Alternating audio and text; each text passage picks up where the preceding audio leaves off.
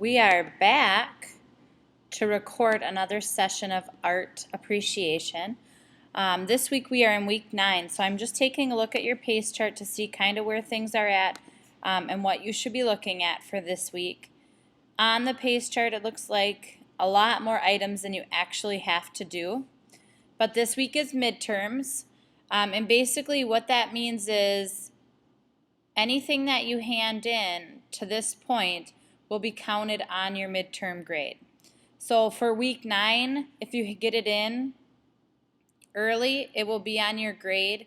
If you don't hand it in before grades are due, it will still count, but it will go towards the final grade in this course instead of just a midterm grade.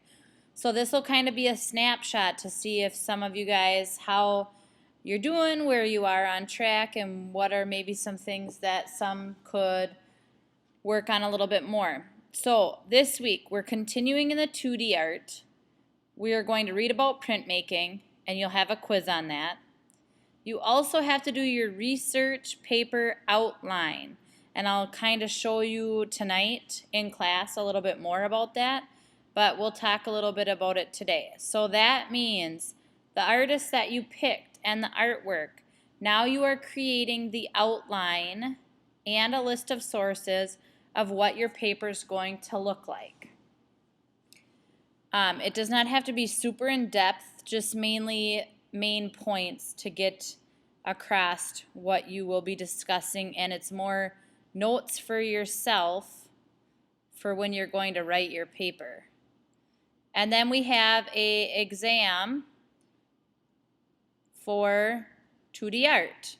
So if we take a look at the 2D art quick tab, I want to just briefly talk about this on the recording, but we will talk about it tonight in class. So it's worth 15 points, and it says now that you've picked a region, topic, or time period, artist, and an artwork, you are going to generate an outline to organize your paper. So for a solid research paper, you're going to have your introduction, which is an introduction to what you're talking about. You may talk a little bit about the general area the artist came from. You may talk about the area that the art movement started.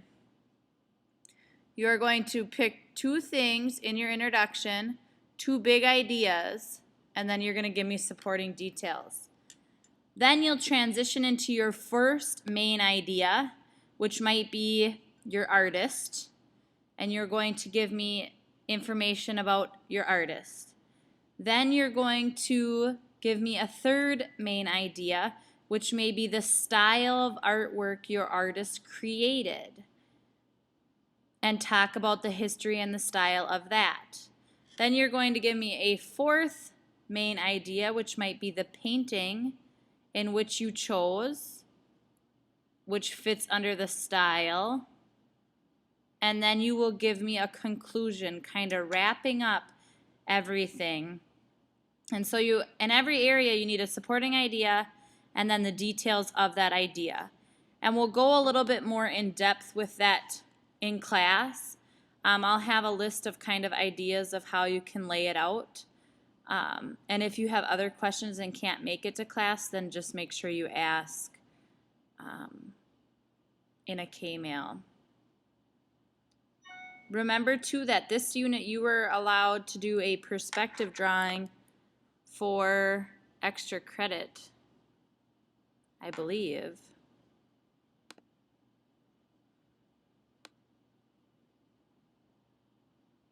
Hopefully. Okay, so then let's move on to our next article I wanted to talk about, which is this week we talked a lot about printmaking. Oh.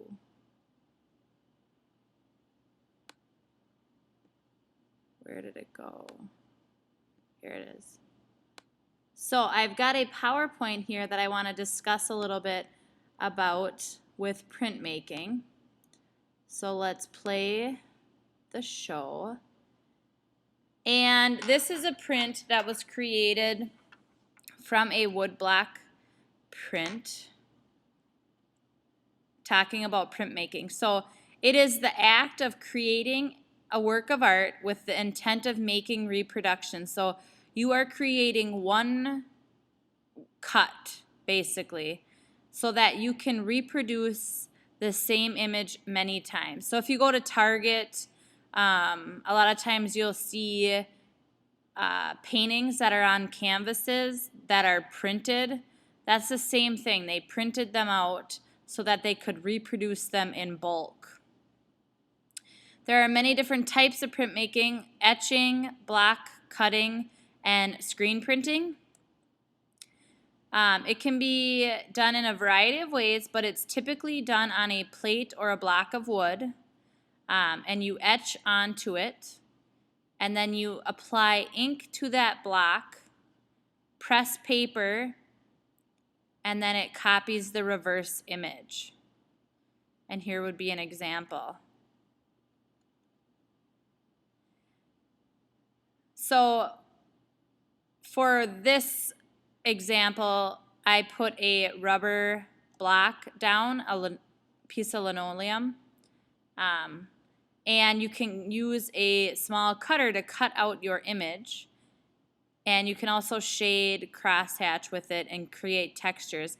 And then you apply the ink with a brayer, which looks like kind of like a rolling pin with a handle, but it's called a brayer. And you roll the ink on, and you're going to do it in different directions. You're going to go horizontal, at an angle, also vertical, because you really want to get the ink covered evenly throughout.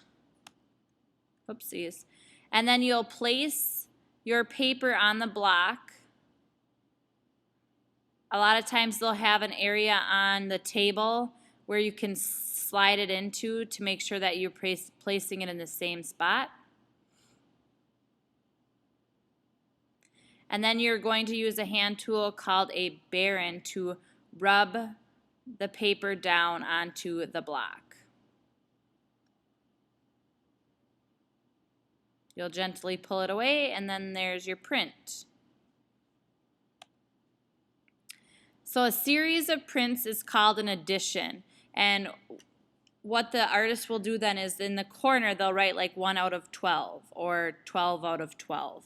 And that means that it was a limited edition. They only made 12 of those prints ever. And the smaller the number, the first print made. The larger the number, that was the 129th made. So a lot of times the smaller number in the print edition is worth more.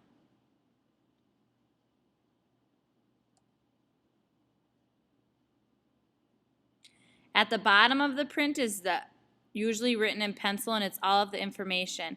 It'll give you the title, the artist's signature, the date, and the edition number if they are doing an edition. So printmaking began in China after paper was invented. Since the invention of the printing press, printmaking has been inexpensive and an effective way for artists to make a living. And it gave rise to the first commercial artist. The first edition ever printed was in Europe, and it was a set of playing cards. So kind of neat to think about an everyday object that some people might use all the time actually started with an artist creating a print. Albrecht Dürer was the first European to realize the benefit to printmaking, and how one block could create several hundred prints, and they could be sold at a nice price. Here's an example of one of his prints. You can see all of the different textures and line designs that you can create with a print. Another example. So the one thing is he wouldn't have to recreate this drawing all the time. He would just re-ink the plate and print it again. Or maybe he would edit it a little bit and then print it, or change the color a little and then reprint. So he would get the same print every time. So that is the first part of our videos this week. I'm going to pause it here so that I can put this on YouTube and do the second. We're going to continue talking a little bit about printmaking, but I'm just going to show you a few videos and a couple other things that you can look at. So stay tuned for section or recording number 2.